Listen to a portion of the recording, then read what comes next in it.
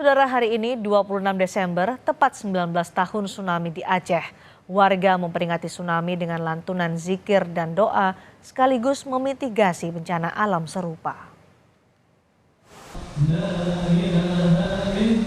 Lantunan zikir dan doa menggema dari Masjid Baitur Rahman, Banda Aceh.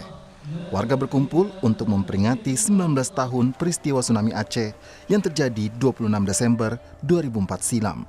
Tidak hanya itu, pemerintah Provinsi Aceh turut memberi santunan bagi 19 anak yatim. Bencana ini bisa terjadi kapan saja ya, bisa malam hari, siang hari. Nah, hari ini yang penting masyarakat itu harus siap menghadapi bencana dalam bentuk apapun. Bagi warga, peringatan ini merupakan wujud doa bersama untuk mereka yang menjadi korban. Di satu sisi, menjadi pengingat bahwa bencana alam apapun perlu dimitigasi.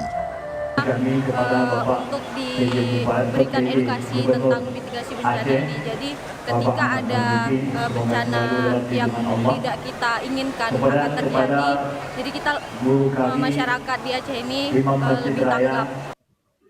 Tsunami dahsyat di Aceh tahun 2004 lalu dimulai dari gempa bermagnitudo 9,3. Ombak setinggi 30 meter lebih menghantam pesisir Aceh dan permukiman warga. Tim Liputan, Kompas TV.